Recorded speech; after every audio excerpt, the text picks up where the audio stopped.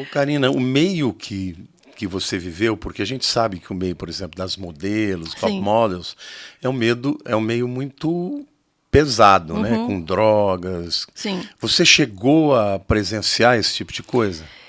Eu cheguei a presenciar mais velha quando eu comecei a trabalhar como atriz. Como modelo, como eu comecei muito cedo, eu convivia com as meninas Muito jovens, né? muito novas e eu sempre fui vista como a certinha, que estava sempre com a mãe perto.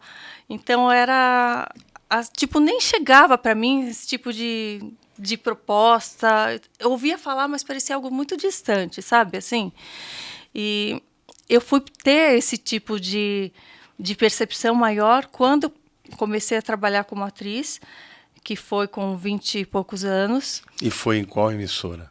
Foi a primeira minha novela foi na Record, só que eu fui ter isso quando eu fui para o Rio e trabalhei na Globo. Daí a gente passou a conviver, a ter festa e tal, e tudo aquilo assim me angustiava muito porque eu não me encaixava. Desde o princípio eu não me encaixava com esse ambiente, assim. Então, as poucas festas que eu fui, me sentia um peixe fora d'água, assim, completamente. Antes disso, assim, eu tive 2 namorados na minha vida. Um que eu comecei com 14 anos e namorei até os 19. E depois dos 19 até os 35, uma outra pessoa. Então, eu não tinha isso de balada, nunca tive isso de sair para balada, de ter aquele período de festinha. Para mim era o primeiro menino que eu dei um beijo, que foi nessa época. Eu namorei, falei, não, agora é meu namorado, estamos namorando, né? E fiquei 5 anos com ele. Então, acho que foi um grande aprendizado assim para mim, mudando assim, mas vai dar para se entender no final que ele assim era um menino super tranquilo, meio zen, então também fez com que a gente não se envolvesse em balada nada, mas aquela coisa, ninguém é de ninguém. Então eu sofri muito esses 5 anos, que para mim relacionamento Não queria um compromisso para sério. mim não era era namoro, era sério, só que assim ele também podia ficar com quem ele quisesse. Olha como os valores, e eu achava que eu era errada, que eu que não sabia o que era o verdadeiro amor. O amor é aquele que não é possessivo. Então eu falava, não, se eu sou possessiva, eu que tenho que evoluir muito, eu que estou errada. Então eu chorava, eu me matava. Ai, meu Deus, eu não sei amar. E eu sofri, eu fui fiel o tempo todo, sofrendo, achando que eu que era errada. Uau. A partir do momento que eu percebi que aquilo estava esquisito, eu falo, poxa, não é possível. E você atribui essa. Porque, pelo que eu estou vendo aqui, você sempre foi uma pessoa que andou em retidão. Uhum.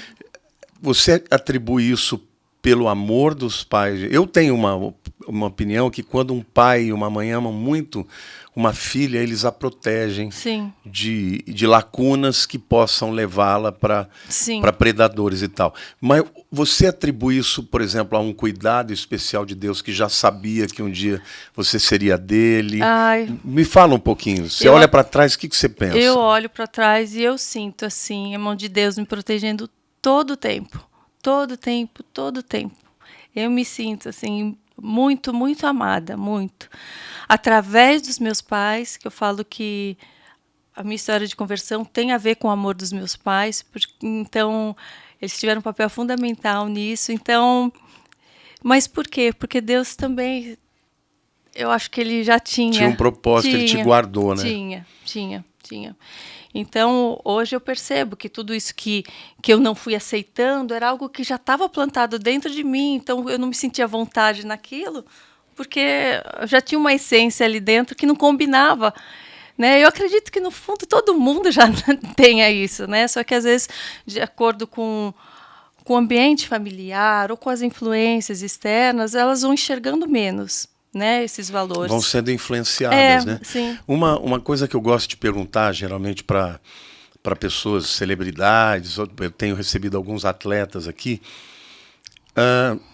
eu percebo que, principalmente hoje, que nós estamos vivendo um tempo das mídias sociais, né? existe uma volúpia, uma vontade muito grande das pessoas serem famosas.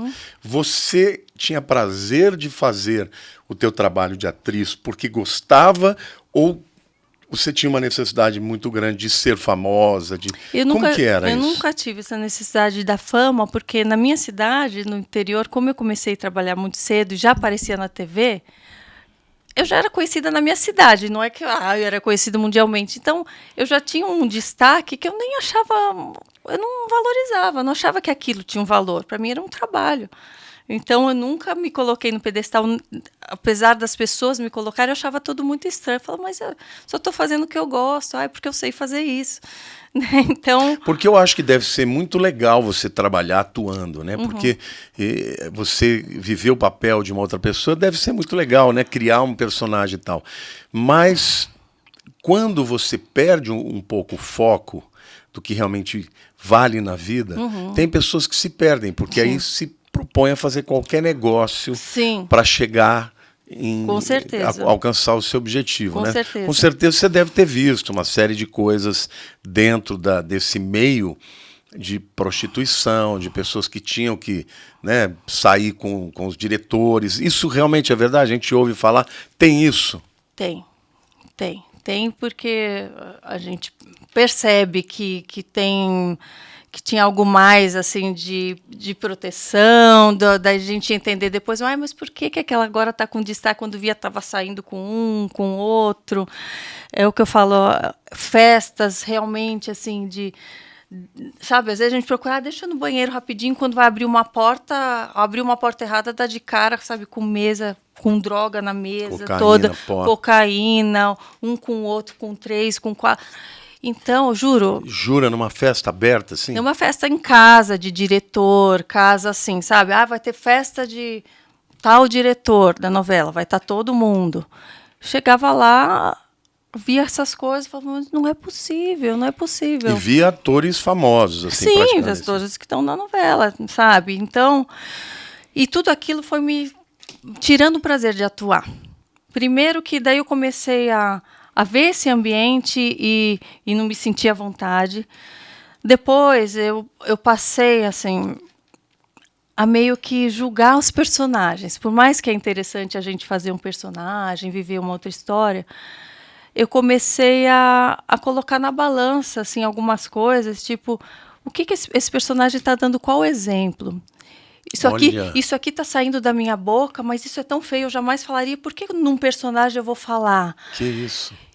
E tanto que, assim, a minha última personagem que eu fiz, eu falei, olha, eu não quero fazer nenhuma personagem que vá ter cena sensual, que vá mostrar o corpo, ou que vai ter uma cena que eu vou dar um exemplo. Daí falaram, não, sua personagem vai ser uma menina que ela é tipo uma Betty a Feia e que ninguém dá nada por ela. Não, eles até botaram o aparelho, deixaram de óculos, mudaram tudo. E depois ela é um personagem meio jovem, depois ela vai ficando bonita e vai ter uma carreira de modelo. Eu falei, tá bom, então eu vou aceitar. Só que daí, quando ela começou a desabrochar na novela, começou a vir um monte de cena. Agora ela se descobriu, vai tomar um banho de cachoeira e não sei onde. Então, existe essa exploração do corpo da mulher, hoje em dia do homem também, essa exploração da sensualidade nas novelas, que mexe com, né, um instinto do ser humano carnal para atrair as pessoas para assistirem a novela. Quando eu me vi um objeto sendo usado dessa forma, aquilo fez com que eu não quisesse mais atuar. E eu pedi para sair no meio da novela, fui tirada no meio da novela. Eu falei, eu não sinto, eu chorava assim, quando chegavam a cena, eu falei, não vou conseguir fazer. Eu fui conversar com a direção, falei, eu não tenho condições mais de fazer isso, está indo contra o que eu acredito, eu não estou me sentindo bem fazer. E daí fizeram de um jeito que a minha personagem ia trabalhar no Japão como modelo e desapareceu. E eu não fiz mais novela.